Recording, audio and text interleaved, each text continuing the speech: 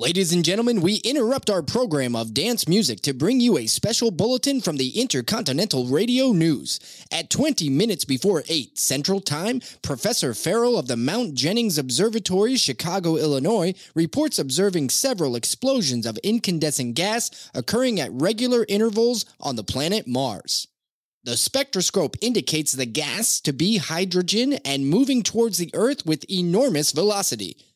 For those of you who don't know, it has been 84 years since the historic airing of The War of the Worlds by H.G. Wells on October 30th, 1938.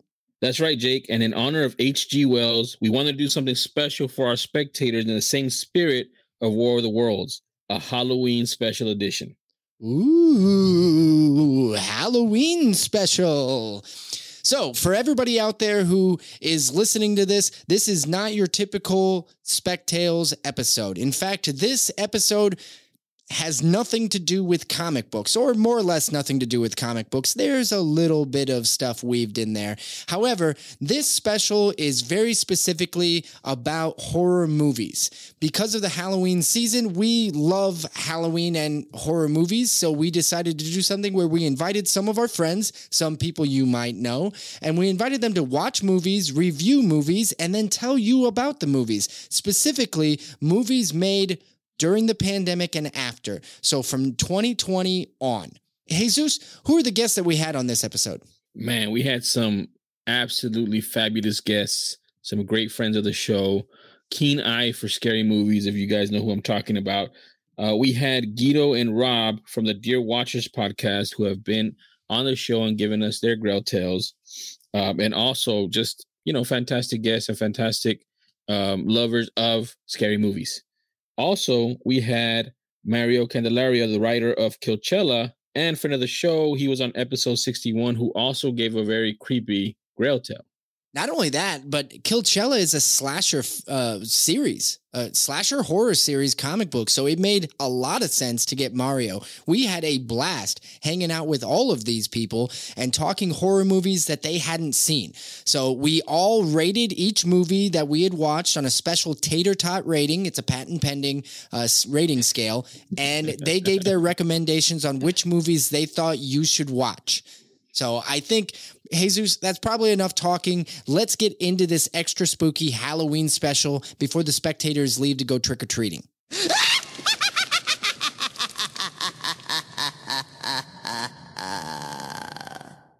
Hello and welcome to a special Halloween special edition Spec Tales special. I'm Jake, your host. I'm Jake, your special host. Thank you very much for joining me. I'm joined by Jesus, the other special bearded host of Spec Tales. Jesus, what's going on? I don't know. Something special must be going on because that word just literally lost all meaning to me. What is that thing on from what is that? What is that name of that show where it's like special? It doesn't mean anything anymore, Jake. Way to go.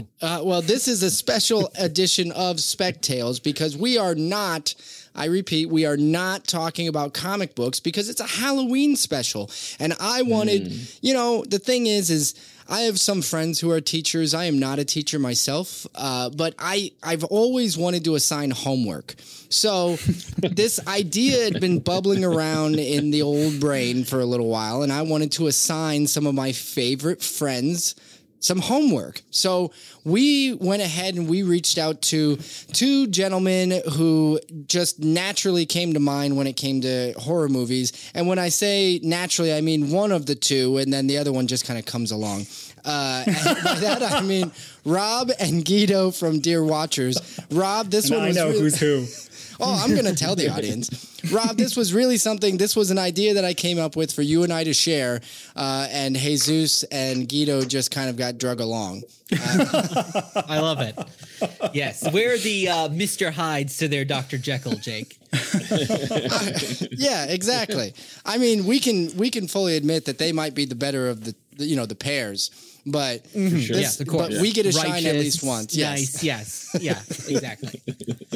And because we had so much fun talking to him last time we were on, which would have been episode 61, we invited writer Mario Candelaria to join this band of misfits. Mario, thank you so much for joining us. Hey, thanks for having me. It's nice to resign homework for the first time in half my life. So.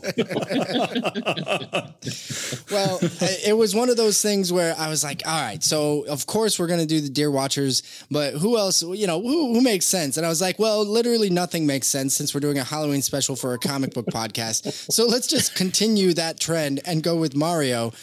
Mario, you came on, and I will say it does make sense. You did Killchella, right, which is a horror comic series, so there was a little bit of that. And we talked a little bit about horror movies and how modern horror did have some play in your inspiring Killchella, correct? Yeah. I mean, I dove into it fairly recently. It has been something I've been there my whole life, but I like what I see so far. Yeah. And then you also had the Walking Dead Grail Tale, which was epic. Yeah. I'm staring at it right now. It's just up here.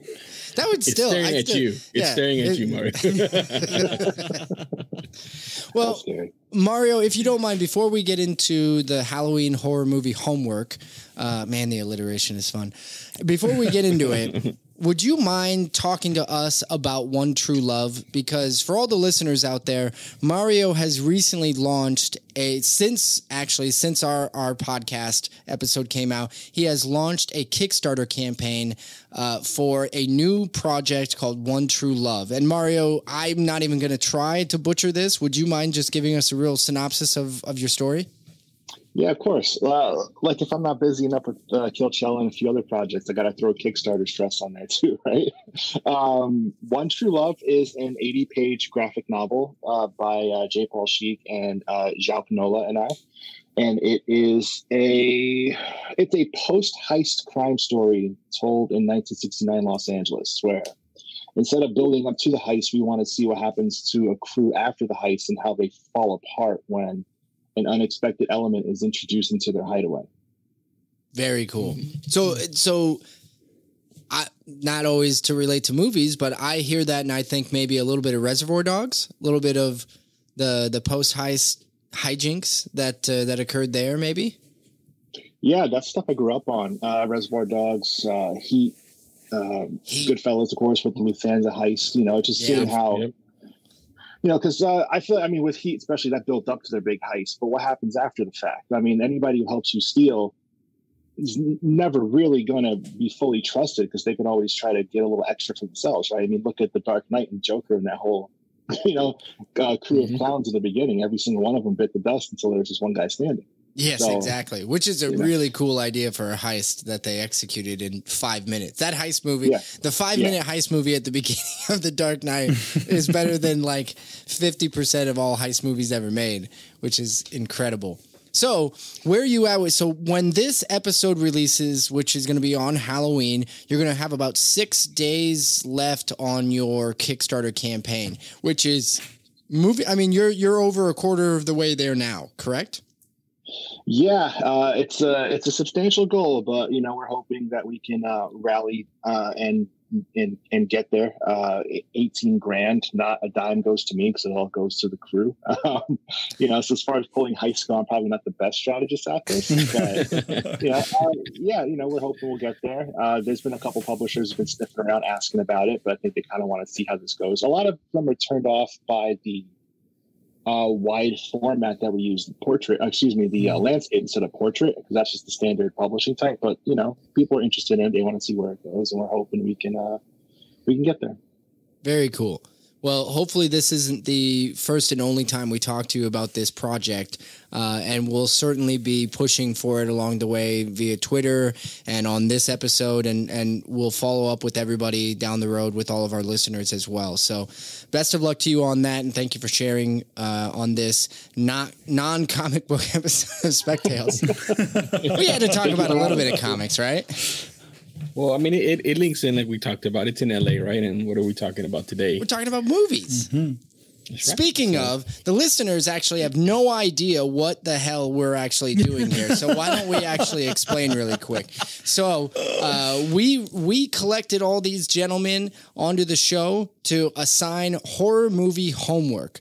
But it wasn't just Jesus and I doling out homework as far as what movies they needed to watch. Everybody selected a movie and basically submitted it into a hat, and then it was doled out to somebody else on this panel. Now, just to make sure nobody got their own and to try to organize it in some small way, I know what movies everybody got and what everybody submitted, just because somebody had to do it and my wife said no.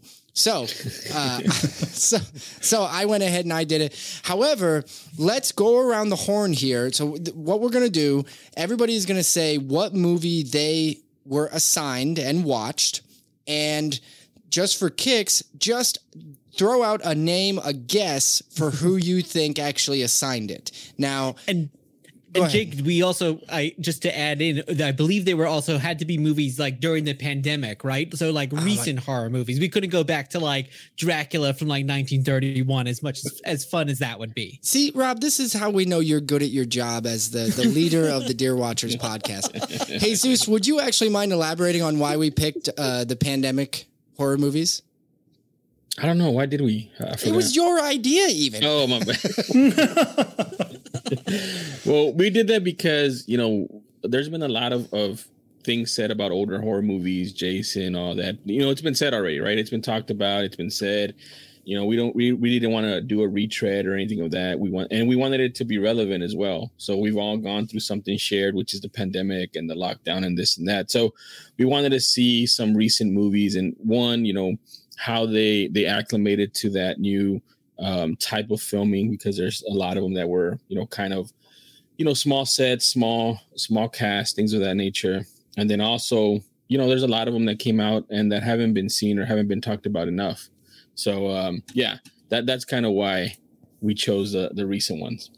And I guess for me to chime in on that, I would say, interestingly enough, the horror movie genre has almost excelled during the pandemic. I don't want to say that it hasn't been hit or impacted, but at the box office, there are basically two genres of films that seem to make money. And that really has been either the superhero film or the horror film. But that middle ground where we used to have, straight action movies or dramas, or there's very few. I mean, in the last 2 years, I don't even think I saw the last James Bond movie in theaters, because I didn't see Dune in theaters. None of the big action tent poles. I had to wait till they were at home because I couldn't see them in the theater. So, but the horror movies somehow, they still make money.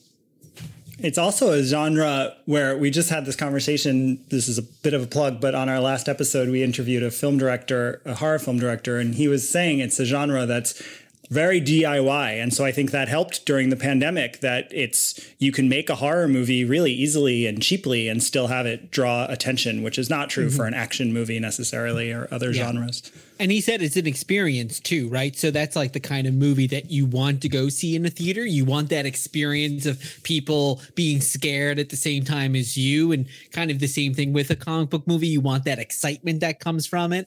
You can't always get that when you're just sitting watching something streaming at home, although that's fun too, but it does invite itself to that cinematic experience. Man, that's actually a great question, Rob. Like, one of the reasons we go to the theaters is because of the experience. Is horror probably one of the top experiences you can feel at a movie theater, right? Like, is it joy? Is it sadness? Is like, because people are different, but horror is kind of universal, right? Like, everybody's scared of totally Freddy or Jason or whatever it is, or Ghost. Here's what I would say. In your everyday life, you feel joy, you feel laughter, you laugh at something, you can feel joy, you can feel sadness. All of those other emotions tend to happen on a day-to-day basis, but fear is something that it doesn't happen for most people. I guess I'll speak for myself, doesn't happen daily. And going into a movie theater to experience fear in a safe environment where you're not going to get hurt, that is a rarity. That's something that a horror movie can give you that I don't necessarily feel like you can. I mean, you can get joy from a movie theater, but I could get joy by going to the park with my kids, right? Like that's, but absolute fear, terror, that's something that maybe a movie theater is the only safe experience to do besides a book or something like that. Yeah. I have this stop sign down the street that I live in constant terror of. So just a little bit. I'm always afraid someone's going to blast through it. But yeah, no, completely. In a movie theater, you're fully immersed, right? You don't have your phone distracting you or noises from the outside. You're in there in a dark room, it's just you and the screen, unless you have someone texting next to you. But oh, I hate that person. Go to an Alamo Draft House; they'll get booted. That's exactly. I sit in the front and handicap seats just because I can't see, and there's no one. Everyone's behind me. I can't see anyone. So. That is a good strategy. I don't think in a horror movie I want to be that close to the screen, though. I think I prefer to be a little bit further back. Someone could be sneaking up behind you. That's why. Yeah. Exactly. Yeah, I don't want anybody being. That's a good point too. So let's go ahead and jump into this. We all watched a movie. We were all assigned movies by somebody on this panel. And while this is not a, dinner mystery tour thing or whatever, but I do want it to be, the mystery part was just for me. It was just kind of a fun kick, but we're going to go and we're going to review these movies and it's going to be relatively spoiler free. My preference would be spoiler free if we could, for the most part, right? I'm going to ask you to talk about the movie you watched and go into a few details about what you liked, what you didn't like. And for the most part, I would ask, was there a moment that scared you? Did this movie provide you with any frights? And then, your overall review or rating. And again, if you are the person that actually assigned this, feel free to champion for your film. Earlier, I think I said before we started recording that there were no winners, but I've changed my mind. I'm going to pick a winner. So, just for starters, just say the movie you watched and a guess to who you think assigned the movie. And we're going to start from where we're here. We're going to start at Guido in the bottom right, and we'll work our way. So Mario is last. I watched Death Ranch, a 2020 film, and I think that Jake assigned it. And it's because I had an original movie I was assigned that I had already seen. And that's the one that has me thinking Jake. So, yeah, I was originally assigned Freaky, which I'd already seen. And that felt like a Jake pick. So I'm sticking with Jake for Death Ranch. All right, cool. Good guess. I'm not going to tell you if you're right. Jesus. Jesus, I'll let you go next. I was given the homework of Silent Night from 2021 ensemble cast. I think Rob assigned that one. He has a guilty look on his face, doesn't he? I know. That's all the time. I was gonna say Mario, but then I saw Rob's face. I was like, nope, it's Rob. All right.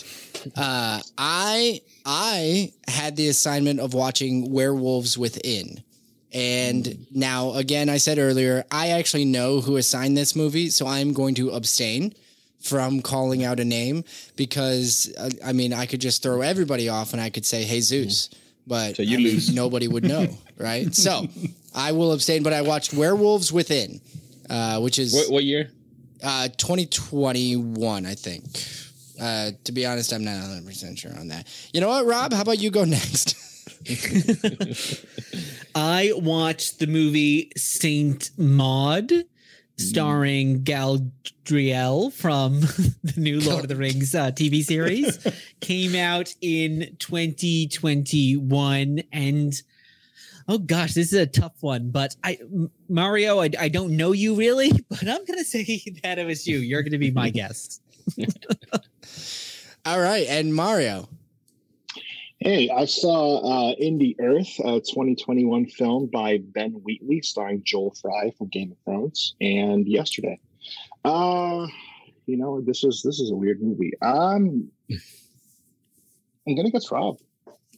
Just take that random. All right. So we're just gonna pull the Band-Aid off. I just wanted to do the guessing game, but there's no way we can actually continue to talk more about the movies without us actually having the person who assigned the movies actually revealed. So we're going to do the reveal on this. And I will start by saying that I was the one who assigned Saint Maud. That was me. I raised my hand. All right. Jesus, what movie did you assign? I assigned Freaky, and then I had to go back, Guido, and assign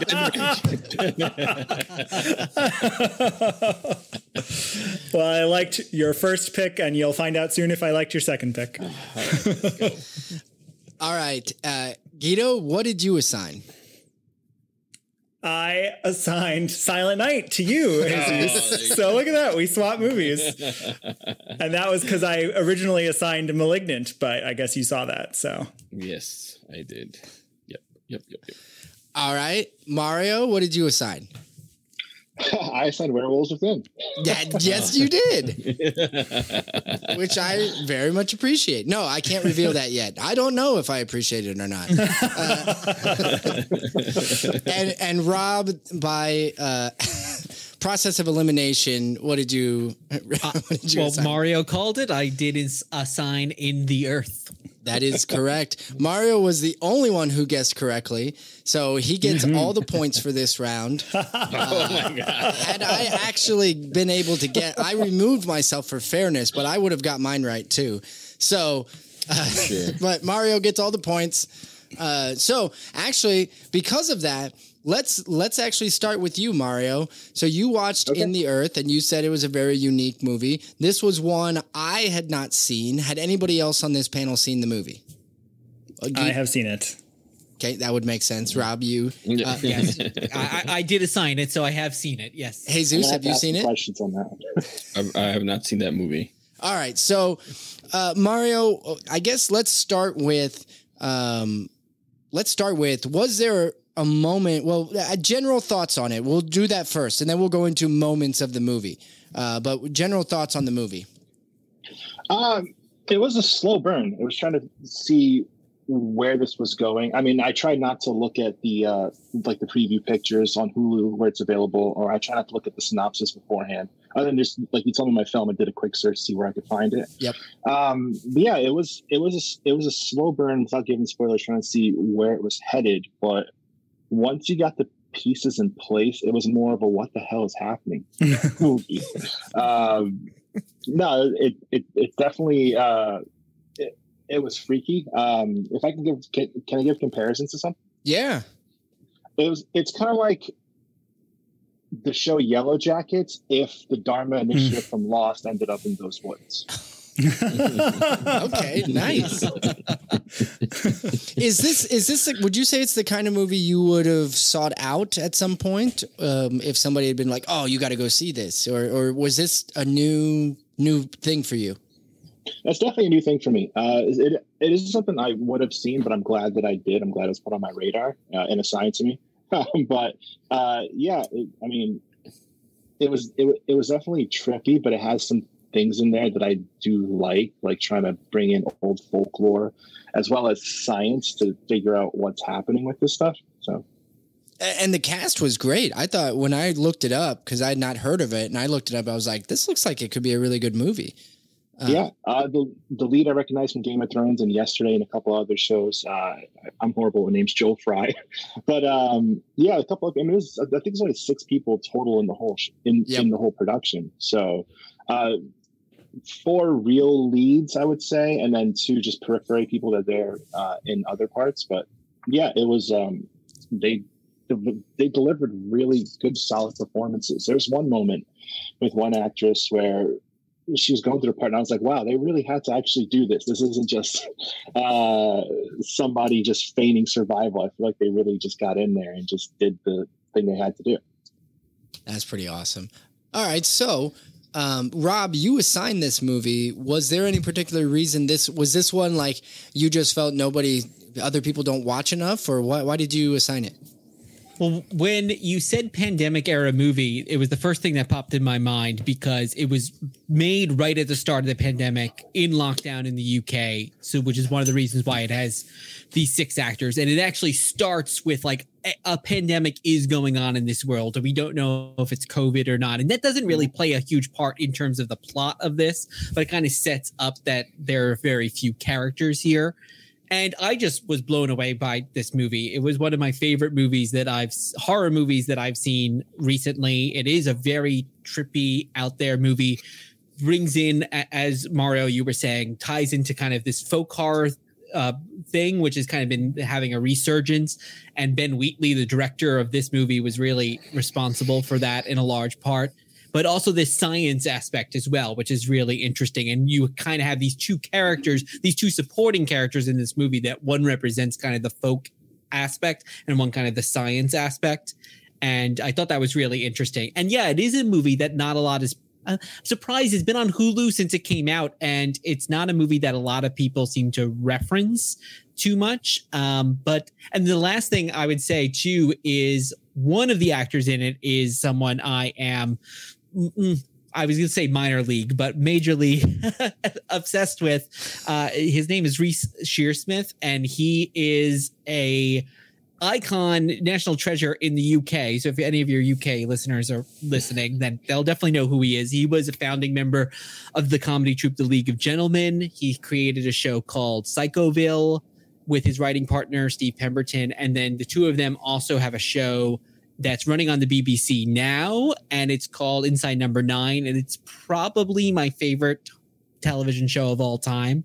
It's a horror comedy anthology series, and he's just a great, fun actor, and he's been in a lot of Ben Wheatley's other works, and he's a great, very deranged part in this film.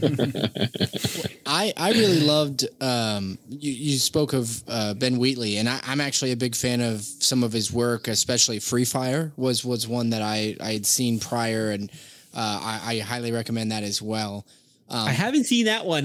Kill List is great, and A Field in England, which Reece Shearsmith's also in, is a great companion piece also to In the Earth. And bizarrely enough, his next movie will be The Meg 2, which, doesn't really go in line with a lot of these other movies, but, you got to make some money. Yeah. I mean, The Meg is a classic. What are you talking about, Rob? I put that above Jaws when it comes to shark movies, right? Giant sharks? Yeah, man, it's up there. So Mario, on this, I have 2 more questions from a scare level, because there are a lot of people out there who say, you know what, horror movies, not for me. I don't like being scared.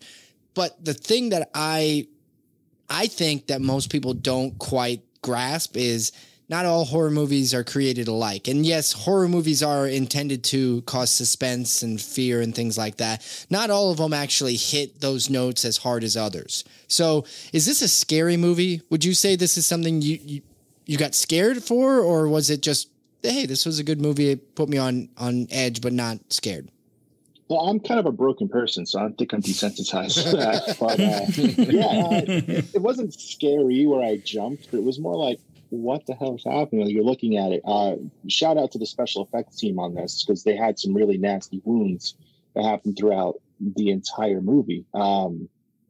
A lot of foot injuries, if I can say something. That I'm just like, ouch. Especially considering I just had tendonitis on my toe the other day. I feel like I was going to die. I had to go to the doctor, so I felt this 100%. But okay. No, I wouldn't say it's scary, but it definitely isn't for the faint or squeamish. And also, there's a warning about photosensitivity, because there's a lot of flashing lights and things that they do with that in the narrative. All right. Well, you heard it here. Last question. How many tater tots out of 5? 5? So yeah, we do our rating system here on this show in tater tots because our listeners are spectators. So because of that, rating out of 5 being the best movie in the world, and 1 being, not a great movie. 5 being the Meg, 5 being the Meg, and then You know what? I'm gonna be honest. I'm gonna give it a 4. Once it got going and really captured my attention, I was like, "Wow, what is happening here?" My wife could see my expression on my face, and I'm just like, "Don't look at the screen. This is nasty. You're not gonna like this." But I really wanted to see what happened and where they were building up to, and it captured my attention. Just the weirdness of it at first, and then as the explanation started hitting, of course, and then the science stuff started coming in. You're trying to see, okay, where is this headed? I really did enjoy it. So 4 tater tots out of 5. Very cool. All right. Nice. Well, let's work let's work clockwise on this. Guido, what movie did you watch? Death Ranch. Oh, that's right. The Jesus special. Really? Why does that gotta be special? That word means nothing anymore. Nothing. It was special because you had originally assigned Freaky, and Guido, when I sent Guido the text that said, "Hey, you gotta watch Freaky," he said, "I am not watching that shit again." That was his exact response. No, it was not. Lies. But Guido, so let's jump into that. What are your general thoughts on Death Ranch? Well, it's not a movie I would have watched normally, and if I'd known much about it, just because it's a gory exploitation film, though obviously a modern sort of retelling of 70s exploitation movies. And I am not a fan of that genre, but I'm glad that I watched it because I think it's trying to subvert some key things about that genre. It's really concise. There's not a whole lot of plot or dialogue. In that way, it feels almost like a really simple setup Western. It is quite literally a death ranch. There is this place, and there's an important reason that people are there and things are happening. And I'll probably end up having to spoil it as we get deeper into this conversation a little bit. But it has social commentary with lots and lots of bloody, gory, really visceral wounds, stabbings, shootings. People are somewhat immortal, which of course adds to the fun of how much their bodies can be destroyed. They're not literally immortal, but like it's that trope where they are surviving getting shot 6 times only so that you can see them then have to like get disemboweled, and then they're not dead yet because you have to watch them eat their intestines. Of course, that's the important part. So that is an actual scene I just described also. That's a spoiler. He just I'm sorry. That one is a spoiler. No one knows who it happens to there, but yeah. Wow. Okay. So I looked up the poster for it, and the tagline is "The family that slays together stays together," which almost sounds like it also could be like a Kris Kringle horror movie as well. That's true. It does. That's not the best tagline, I think, for this movie. Like, it doesn't really speak to what this is about, I would say. Okay, yeah. So this movie came out in 2020. This is an indie film though, based on so this was probably on the lower budget end, but a true pandemic movie, right? Though I'll say, for it being one of the things that I enjoyed a lot about it is, and it's funny, Rob had been given the assignment of X originally, and we both had seen that. This movie reminds me of X, but probably had 1/15 of its budget. It's so well executed at being, it takes place in 1971, I think, and it's supposed to clearly be a movie that feels like it's also being made in 1971, even down to the filter on the camera. And it's really well made that it doesn't feel low budget at all. The gore doesn't feel low budget at all, so it's really, really well done in that regard. There's a few times where like the main character's running and he's clearly running kind of in daytime, and the people who are chasing him, it's clearly night, but they couldn't shoot at the same time or something. But because I think the whole movie is in this kind of 70s aesthetic and has this kind of filter on it, you don't mind it so much as if it was like taking place today and clearly was something that was supposed to be a little glossier. You'd go, oh, that's obviously a mistake. I don't think it was on purpose here, but it kind of adds to the aesthetic of the film. Yeah, basically their shooting schedule didn't provide enough time for them to shoot another day, or, for that must have been. But still it could have been part of that whole pandemic stuff, right? Where somebody totally only you know what I mean? Like, I don't know. Oh, that's a fair point. Yeah, that's a good point, because the pandemic really changed a lot of the rules about what you could do, and you know, especially at that time when it was shooting, which would have been in 2020, correct? Yeah, it I think it shot in the beginning of, or it finished up towards like right when the pandemic started. Oh, but okay. I think it did only, I think it was a 2 or 3 week shooting schedule or something right at the beginning of the lockdown. So they I think they did a lot of stuff that nobody was doing. They didn't know, there wasn't any rules set yet, so they were just trying to kind of get through it with their very limited budget. And as far as the budget goes, I think a ton of that budget went to the practical effects of that movie. Yeah. Which is why it felt like it was, I guess, a little bit better of a movie.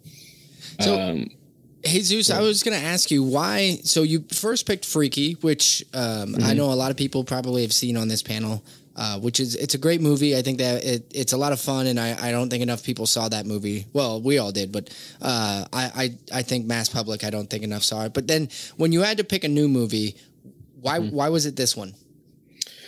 Well, I picked Freaky because for the same reason, I didn't think a lot of people had seen it, but then I forgot the audience that we had here that was getting the homework, which I should have thought about that. So the second time I thought about was which movie is kind of off the radar. I wanted it to be campy, B movie-ish, gore. I don't know, it's something that I wanted to put in there. And then also the social commentary stuff, because I don't think that the social commentary stuff has been taken into account in horror a lot. At least, I guess on the big level, on the major levels, it's more like this stuff, the indie stuff. The most recent one, obviously, is Get Out, right? Which that was a huge social commentary thing and just executed perfectly. So I wanted to see, and I wanted to, show you guys this movie that has social commentary in it and how it can be used, and like you said, Guido, subverted into something kind of interesting and weird and also gross at the same time. And then, I don't know, I like putting myself in the shoes of these people. And when I watch movies, that's what I do. I like to, and so like, what would I do and stuff? So that's kind of why I picked it. I wanted you guys to see something different. Nice. All right. Yeah. Different it was.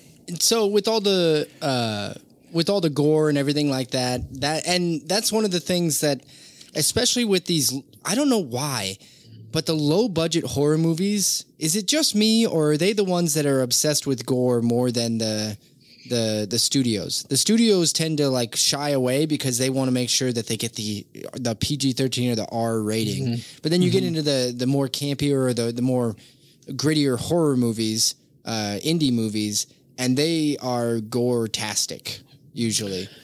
I think about Jason Blum. I saw an interview that he did one time, and he was talking about that movie that he did with which one that he did with Jennifer Lopez, like The House Next Door or something like that, where it was a real I remember budget. The movie. I don't remember the title. But you're right. It was with her and the neighbor, and yeah. Yes, and the neighbor. And he was talking about how in the script they had this huge chase scene, and they're like, "We're not doing this chase scene; it's too expensive." And he kept going back and forth with the director, and somehow the director finagled him, and he got to get the practical effect of putting a knife in a mannequin's eye, and it was like $13,000 to do that or something. And so what I'm saying is they don't have a lot of budget, but they feel they can make it look better by putting it into gore, is what I'm saying. And I think that's why they can't get special effects. It's too expensive. They can't get, all these crazy shots, all these crazy, wide angle lenses or whatever. So what can they get? Or computer imagery, that's more expensive. Yeah. So they can get this gore, this practical effects, this blood, this mannequin, or this arm getting chopped off, or whatever. So I think that's why they do it. Very cool. Well, Guido, was there one moment that stuck out to you, or was it scary? What would you rate that? It's not scary because, like, I think most gore movies, like when you cringe and look away, it's out of the visceral feeling of the violence. But the violence is very cartoonish. I actually think that's probably the thing I like most about this movie is it takes the Ku Klux Klan and makes them really cartoonish villains, which I'm interested in happening more. You know, we reached a point in horror at some point where Nazis became like cartoonish villains, and we had werewolf Nazis and zombie Nazis and all of that. And now maybe this is part of a genre that's going to form doing that with the Ku Klux Klan. So I liked the cartoonish nature of the violence and everything. So yeah, you'd be like, oh God, like you'd feel some of it, but you never were scared, I'd say. There's several things that happen to male genitals. That that's a spoiler. Now you're spoiling. That's not a spoiler. Anything that could mean anything, right? I gotta say, it does mean something no one would ever predict. I will say that. Yes, what happens is like, whoa, I've never seen that in a movie, and I probably never will before I die. So I'm not sure you guys are selling the movie to me. Okay, so we've got that. Lastly, Guido, how many bloody tater tots would you rate this? They are very bloody tater tots that you've actually eaten once and then someone ripped out of your stomach and fed back to you. And I think it's, for me, maybe 2.5. 2.5 of those tater tots. Yeah. We'll call them ketchupy tater tots, maybe. If you double the score because you ate them twice, that's really a 5. Exactly. That's true. But that's right on par, man. This movie, like I told Jake, it doesn't have the best reviews. It's like a 5 out of 10, right, everywhere, and a low tomato score, whatever it is. But I mean, it is what it is. A campy movie made, and this is a pandemic movie that was made as a campy movie with low budget. So and I think it's like 75, 80 minutes long too. So especially like if you're like, which is nice. If you're struggle to like get in a movie because you've got a lot going on, it's a good movie just to like throw it on and then it's done. Mm-hmm. Yep. Very nice. All right. So, Jesus, let's just go around the clock here. Jesus, what did you watch? I watched Silent Night. That's right. Which had a bunch of people, Keira Knightley in it. It had I forgot what the kid's name is, but the kid. That is a big cast. Yeah. So the what is it called? The tag the log line, I guess it's Nell, Simon, and their boy Art are ready to welcome friends and family for what promises to be a perfect Christmas gathering. Perfect, except for one thing. Everyone is going to die. So when I read that, I was like, oh man, this seems cool. I saw it. So some of the things for me, this is very existential horror, but it's also a lot of metaphor in it, obviously with the pandemic.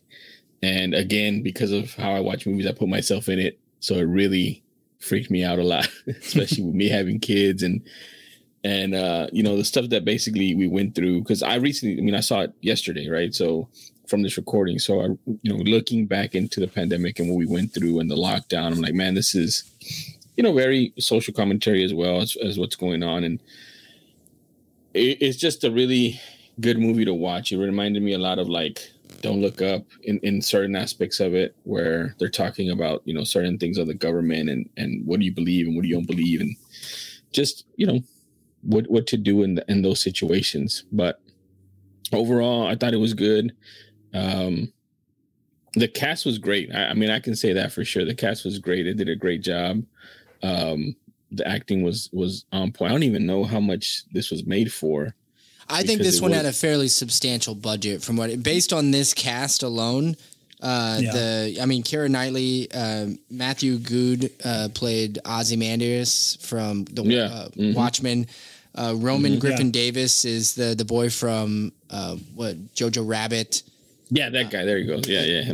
Annabelle Wallace is from God, what is the name of that show?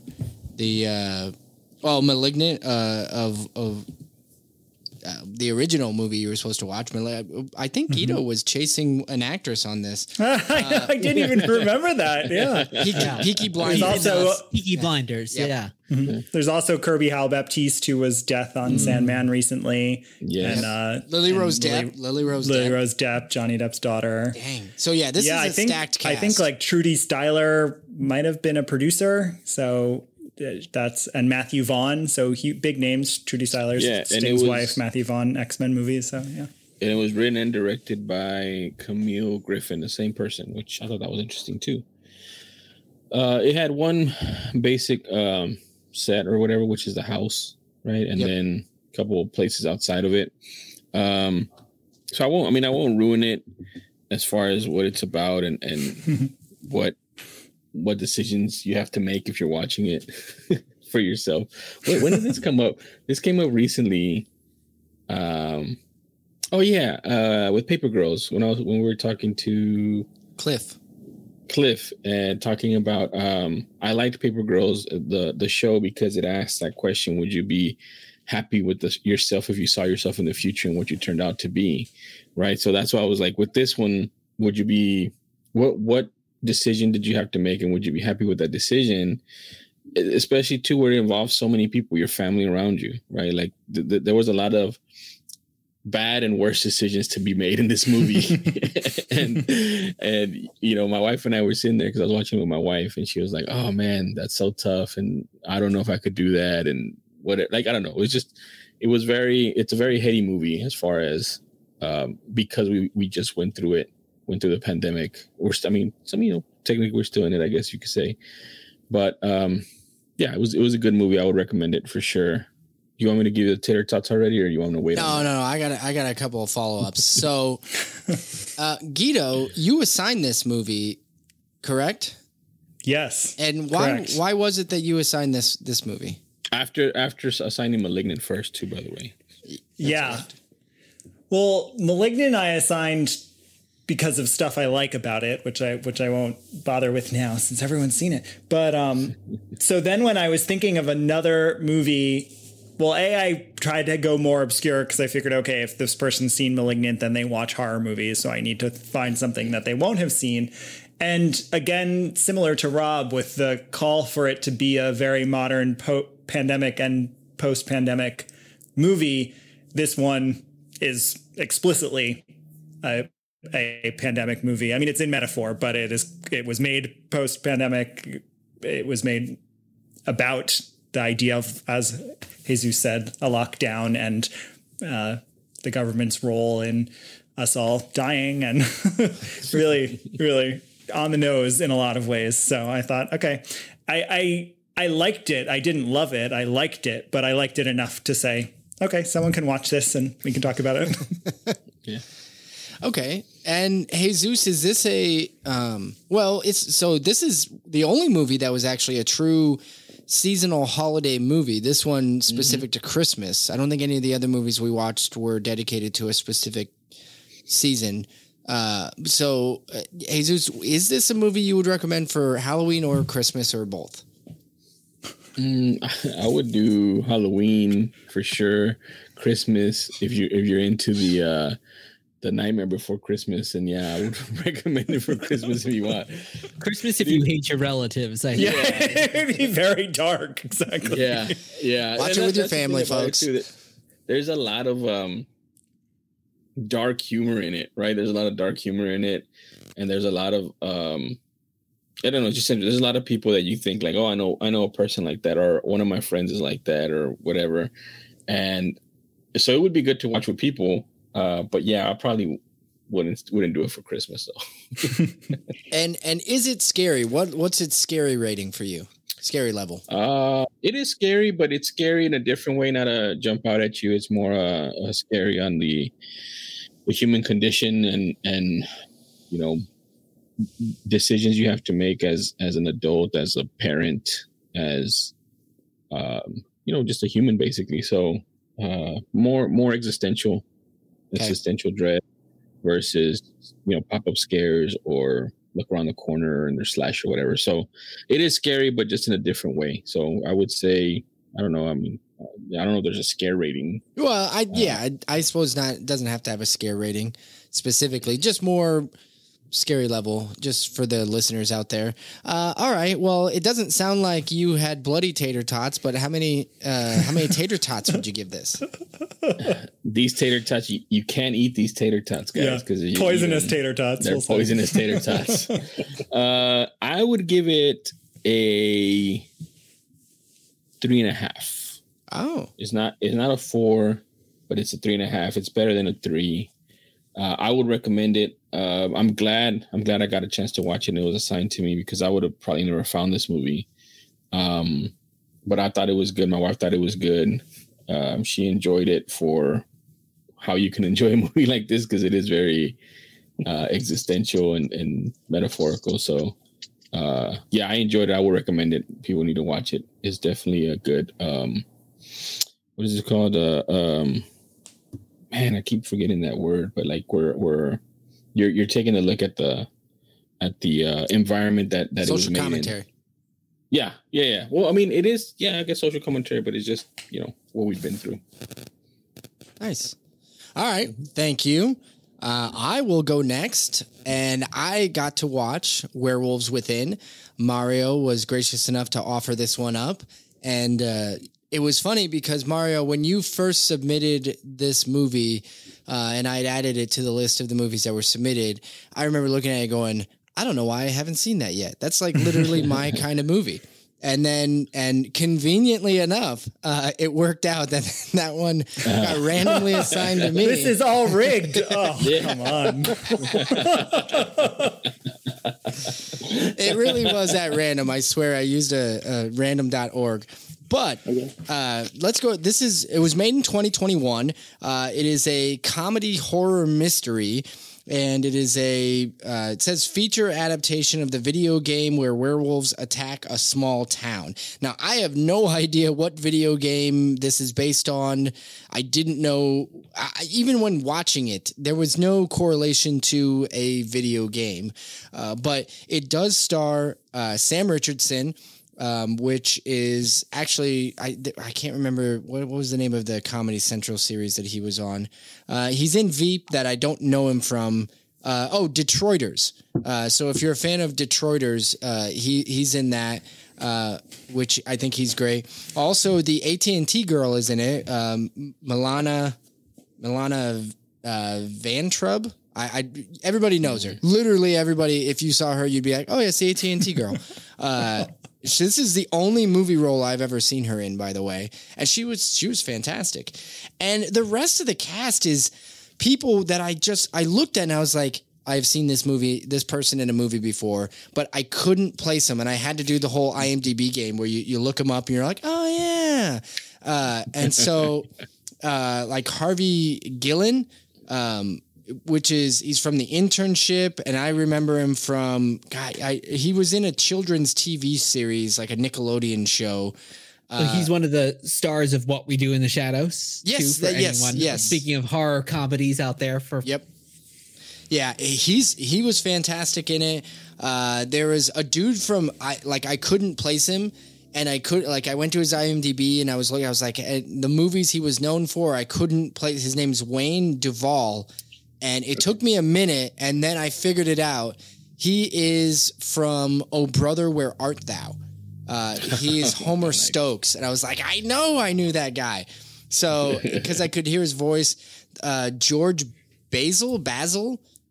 This guy, I guarantee, has been in some commercial I've seen, and I can't do it, but he was hilarious. So the cast is a bunch of people you will recognize, but maybe not know their names, which is okay, because they're hilarious. This is a movie where there are a ton of little fun jump scares, but they are followed by laughter. Like every single one is the characters getting scared and like there being a jump scare, and you jump and then you laugh because they're laughing, or what they did is stupid and funny. So now there is a mystery involved in this movie, and the thing was, I figured the mystery out pretty quickly. I don't mean it negatively. It was just one of those things where I was just like, you start doing the math. There's only so many actual people in this small town. And so you do the math. And if you can use a little bit of logic, you're like, oh yeah, that's the werewolf. Because that's part of the mystery, is which one of these individuals is the werewolf. But I knew right away. But the best part, the thing that actually took me by surprise, was the werewolf is literally like a secondary anecdote in this movie, because all of the characters are batshit crazy. All of them, 100% of them. And so I want to say, without spoilers, the werewolf like deaths, murders, right, are not the best ones in it at all. I don't, Mario. How would you say? How did I do there? Did I capture it? Yeah, no, you hit it on the head. The monster is really all of us.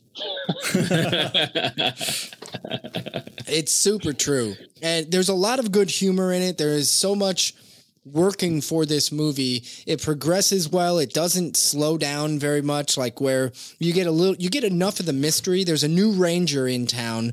And the park ranger basically also, it's like basically he could have been the new sheriff. It doesn't matter, right? Like he's basically put in charge of solving this mystery, but he also is a man who is dealing with confidence problems.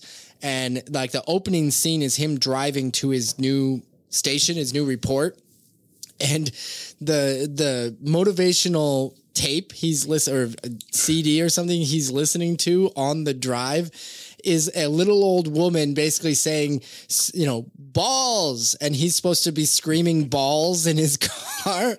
And I'm like, what does this do for you? But it's just the whole circumstance is funny.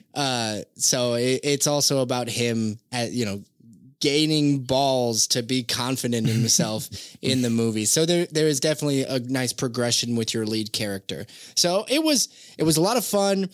I wouldn't say this is scary. There wasn't any gross out super. I mean, there's some blood and gore, I guess I would say. It's certainly rated R, but this is a movie that I tried to get my wife to watch and she just wasn't interested. But I do think if she actually were to sit down, she would have definitely enjoyed this movie. This would have been a fun date movie, honestly. I personally would recommend it, but I do want to ask Mario, why this one? Like you almost knew right away. You were like, I got just the movie for you. And then you just like, there was no hesitation. Well, there's two, there was this and Bodies, Bodies, Bodies. I think those are kind of almost the same premise. But that was just released. I don't think you could watch that on demand yet. But no, I mean, Josh Rubin is an amazing director. This is his follow-up to Scare Me, which was a Shudder original with Aya Cash and Chris Redd. Again, he's taken two comedians that people have seen. There might not be names, but they're definitely like, hey, that guy type of actors. And I think that's the specialty of this, where you take a lot of people, faces that you know, and just put them in the stress of the human condition and comedically how people would snap trying to figure out a stressful situation of why we're all dying. And of course, finger pointing. Oh yeah, that's yeah. Watch the trailer and the comedy that you see in the trailer. By the way, really well made movie and well made trailer. This trailer sells the movie exactly what you see there is what you get. I know sometimes they church those trailers up a little bit to try to oversell them or whatever, and this one is on the nose in the best way possible. So yeah, thank you for assigning it. And thank you, Jake, for letting me get it. Talking to myself here. And, Negative points for Jake. There we go. Totally. Definitely lost. So yep. I'm going to go with, and this is definitely my kind of movie. I do like darker horror movies, and there's always a time and a place for the really scary moments. But man, I sat down with this last night and had a good time. So I'm going to go with 4 out of 5 tater tots. Nice. So thank you very much, Mario. I'll watch it. And so we've got one more to go, but I want to update the audience, the listeners here, on the scoring right now. So right now I'm in the lead, followed very closely by Mario because he won that first segment. And then everybody else is pretty drastically far behind. It might be a 2-headed horse race here. Or wait, what is the phrase? It's a 2-horse race. I don't know. Anyway, 2-headed horse race. Yeah, I like that idea. So, Rob, I'm excited about this one, Rob, because when it came my turn, now, first of all, I had initially assigned X. Was the movie that I had picked out. But you had already seen it, which I was happy that you had seen it, disappointed that I didn't get to recommend everybody else out there to watch X. And since you didn't watch it, we're not allowed to recommend it. at all. But you did that actually. When you said no, I was just like, all right, let's really assign something fucked up. And so I went ahead and it's so funny that you say that, because I'll say in a minute. I feel like X is a much more out there movie than the movie I'm about to talk about. But you know what? I see X as it has a more mainstream appeal, right? On the surface. Right, you're certainly right. There no, totally. Yeah. Some messed up undertones to X. However, Saint Maud is I tried to reach back into my skull and think of the weirdest thing I'd seen in the last couple of years, and Saint Maud definitely touched on that. That and Raw. I almost did Raw as well, but have you seen that? No, I haven't seen that. That one, I feel like I would have a little, maybe even a hard time watching. Right, but you would have a hard time swallowing anything for a week. Exactly. After that. That's the kind of thing that gets to me a little bit. But as much as I love horror movies, but go ahead. Yeah, Saint Maud from A24, the boutique film production company that's made a lot of movies. One of Guido's and my favorite movies of this past year, Everything Everywhere All at Once. And this definitely has the A24 vibe to it. It's about a very religious young woman named Maud, who is a hospice nurse for a famous dancer, and she might not be all that she appears to be. And like, I think a lot of their other movies, like Hereditary, like Midsummer, it has, Mario, you had said In the Earth has a slow burn. This is like a really kind of super slow burn movie where I think the first 30 minutes even is kind of like, if you didn't know that there was going to be something horror, maybe you wouldn't even know that it's eventually coming, because it's got a very kind of drama with kind of a creepy overtones, but not a lot of like outright horror happens for at least the beginning of the movie, and it starts to kind of ramp up as the movie progresses. How would you describe the horror of it, though? Because one of the things I liked about, most people describe this as elevated horror. Right, A24 is the elevated horror production house, if they do horror, when they do it. But yeah, I mean, I think that's obviously the term that we're hearing a lot. And one thing that it has in common, I feel like a lot of their movies, this movie, Hereditary, The Babadook, often have this kind of thing where, well, is it really happening or is it not happening? That kind of walking. So, is Toni Collette really, possessed? Is in Hereditary, or is it? Or is it mental illness, which is, I think, the common thread in all these movies. Are these women suffering from mental illness? Is it The Witch too? Yeah. The Witch, totally. All these movies play with that, like, oh, is this actually happening? And I think in a way, it's a good way for non-horror fans to get into it, because if like you're not a fan of horror, you can just kind of take this as being psychological drama. But if you're a single white female. Exactly. Very yeah, this definitely had that kind of vibe to it at times, but if you're a horror fan, you can kind of read between the lines and say, oh, something else might be going on here. And this movie, even more so than the other ones, like it continuously plays with the ambiguity, while some of those other ones start to like make it a little bit more concrete. So did you find it scary?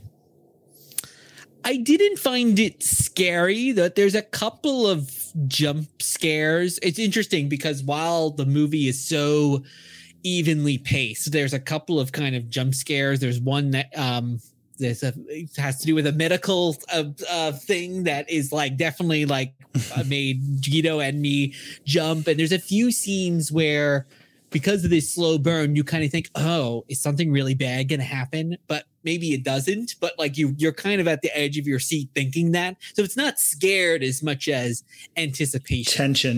Tension. Totally. Lots of, yeah. I agree. I mean, it really builds up a good tension. And I genuinely think that it is just the ending and the way that this comes to a conclusion, that really stuck with me. That was the difference maker on this movie for me, was that it is the one that sticks in the back of your brain when you are twiddling your thumbs. You're just like, yeah, see, mod. Yeah. Well, and a lot of those, it's definitely a common trope, again, that the A24 movies have, the horror movies at least, where like it ends with like, maybe not a lot happens, but then kind of it ends with a really big, powerful image. Like, we can spoil the witch because we're not talking about it, but like there's a moment when then like, the character, again, is it actually happening or not, but is like kind of being lifted up and joining the coven. And until then, we're kind of questioning whether this is actually happening. And this movie has the same kind of, big, powerful ending there. It's just missing the goat, right? Yeah, there's no talking goat. Yeah, no, there is not. Yeah, there's a few cockroaches running around. I think those are the only. That's true, and the cockroach is even named in the credits. So yes, cool. Yes. I didn't know that. That's pretty cool. Yeah, we noticed. Yeah. All right, so is this a movie you would seek out, Rob, or is this one that was not on your radar? It was a movie I'd been wanting to watch for a while because I'm definitely part of the A24 cult. I think I'm like, well, I've got my foot in it. I mean, I like a lot of what they do, but I'm not as fully into it as I think some people. But it had been a movie that I've been wanting to watch, and I think it might have been. It has the pandemic feel because there's only like 4 characters that really have like substantial lines. I think it was actually made before the pandemic because it was supposed to come out in 2019, but I think it was delayed until because whenever every movie in the world was getting delayed, it came out kind of during the pandemic, then in 2020. Yeah, actually, this was a movie that A24, I believe, lost quite a bit of money on simply because of the delays, because of the pandemic, and because people were not going to see movies, and was one of the rare horror movies by A24 that did not benefit from the A24 name simply because of when it was released, which was one of the reasons why I also picked it, because it was made before the pandemic, but suffered due to the pandemic. Unfortunately. Well, it's funny too, we didn't mention this during the last movie, but Guido and I actually saw Werewolves in a drive-in. We actually went to the New York premiere with Josh Rubin was there because it was shot in upstate New York and it was at the Woodstock Film Festival, but it was done at a drive-in. They were doing the whole festival then at drive-in. So cool. Like there was that time when like that's the way we saw movies for a little bit, and horror movies especially I think were actually benefiting from that, though Saint Maud is not the kind of movie one would want to see at the drive-in. Not a date movie either. I wouldn't recommend. I wonder if it'll get a boost from Rings of Power though, because regardless of what you feel about the movie, I mean, she carries the movie. She is Maud. She is the entire movie, and so I think she's super impressive in it. Yeah. I agree. Yeah, kind of the movies that Florence Pugh did before, right? Before Midsommar and stuff like that. So I definitely want to see that one too. I had it on my radar because I am in the A24 cult, and we like to say A24 is the vault comics of films, is what we like to say. Yeah, that's right. You guys do say that. That's very true. Well, lastly, Rob, would you please give this a tater tot review? I liked it a lot, but I was kind of expecting to like it a bit more. I wanted a little more.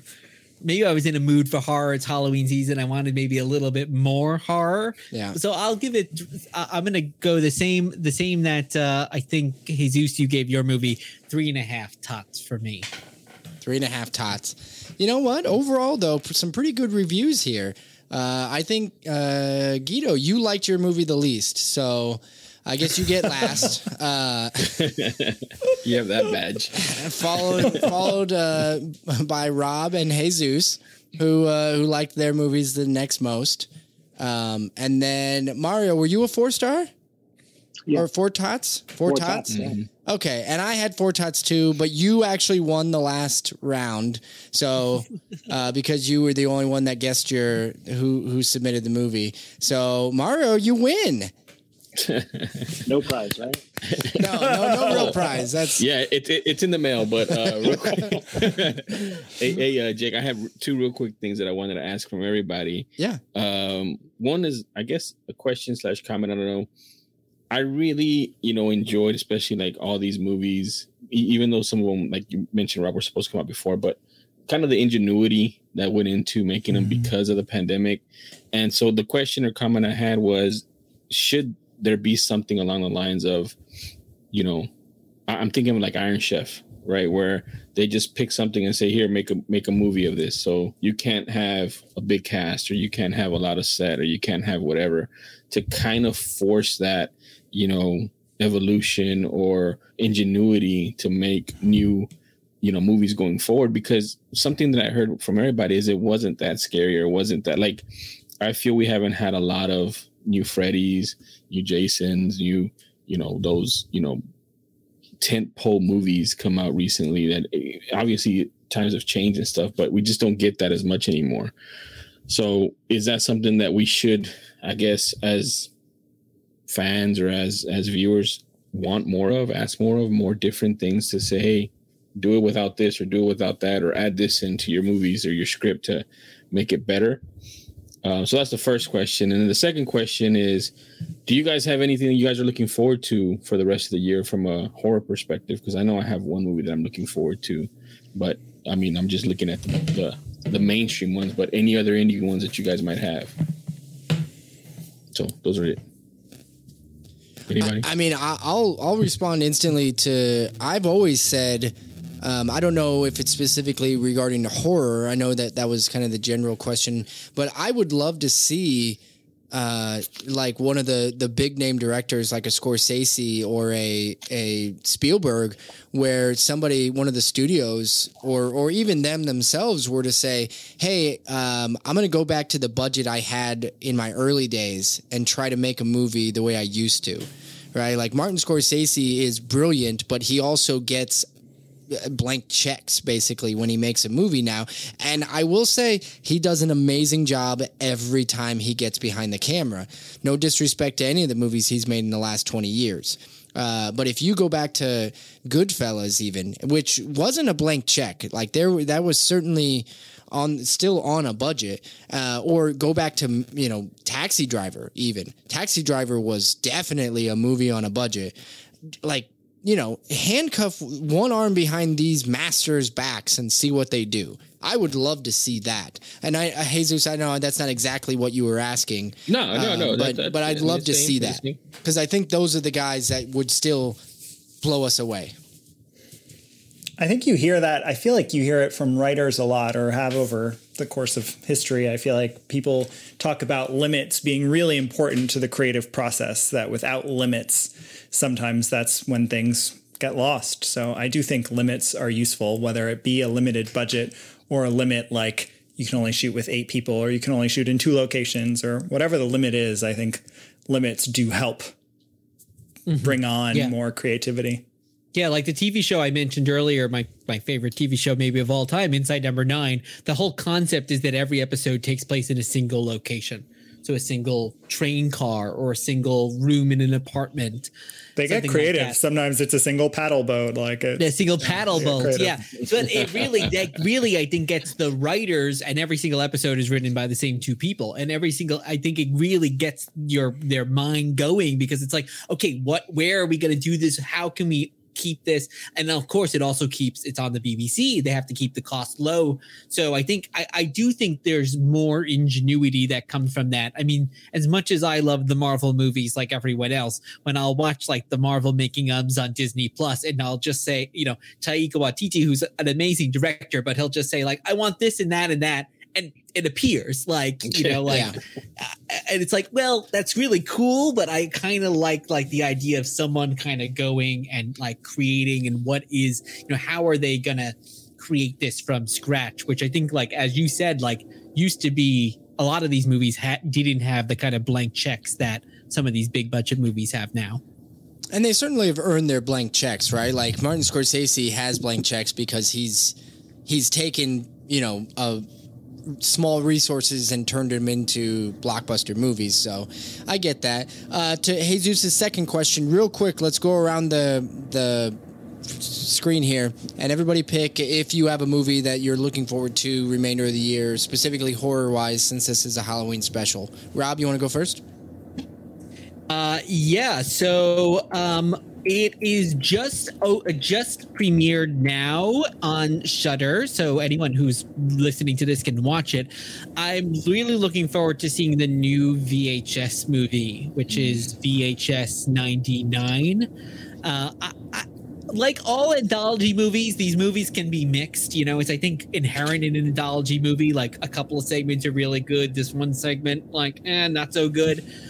The VHS 94, the last edition, had like a couple of segments that I thought were really great. And I love the overall aesthetic, this kind of shaky cam VHS look. And I love also the found footage genre in general. And I'm curious to see how they bring it into like 1999, right? A little bit more, you know, definitely such a formative year for me when I was like trying to make my own movies. So I'm really curious to check that out. And it's on Shudder right now. And, you know, the fun thing about anthology movies too is like, you know, you don't have to like sit and be engrossed in the whole thing. Like, you can take it in and then, you know, pause it, come back to it. So looking forward to checking that out. Nice. Mario, what do you got?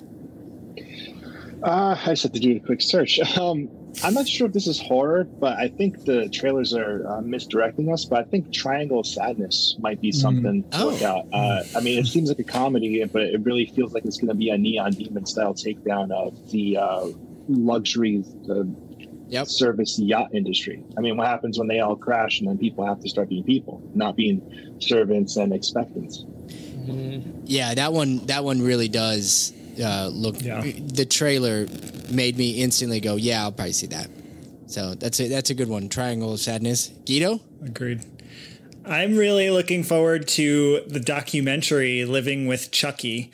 We heard a review. I don't know if it has a release date, so it might actually not be till start of next year, but it's making lots of festival circuits. And someone at New York Comic Con mentioned to us getting a chance to see it at Fantastic Fest at Alamo, and that it was really surprising and interesting and moving. And it's one of my top 3 horror franchises. And I'm excited to learn more or just see the people involved with this rather unique franchise in that it's 40 years old, telling one story by one creator, predominantly a queer creator at that, who's now in the 2nd season of the TV show. And it's all one story and really connected. And so I'm interested in this documentary and what surprises it might have in terms of what story it's telling, because it sounds like there is something unique about this documentary, and I'm excited to see it. Nice. Jesus, what do you got? The Menu. I kind of want to see The Menu. That one. That was gonna be mine. That one has a lot of stuff that does it for me just in the trailer, but I definitely want to see that movie. Mm-hmm. That's kind of why I asked to see if other people would say The Menu, and I knew Jake was going to say it, so I just took it from him. I think it's going to share a lot of DNA. It's going to be this maybe more mainstream version, I think, of Triangle of Sadness. But I think there's going to be a lot of, you know, takedown of the elites or commentary on the elites in both of those movies. Yeah, that was exactly going to be mine, Jesus. So thanks for that. And it's already no, I'm sorry. That's November 18th is when it comes out. 18th, so that's coming out soon. So you're admitting you lost. I just want to clarify. There you go. Yes. Nope. I win. I won't it because I still haven't even said what. So I have to come up with a new one. I don't think this year at this moment in time, we haven't talked about the movie Terrifier 2, which I still it is. I don't know. It is making huge waves at the box office. $250,000 budget, and it has now surpassed $5 million at the box office. Mm-hmm. It is a cult movie. It is a sequel to a movie that was made in 2016 or released in 2016. But the character, it's a slasher movie. It's a splatter film. This is not my normal type of film, but I have to say this movie has done so much, and the reviews are actually good for it, surprisingly. Yeah, it has some. Yeah, so just real quick, I have to say this.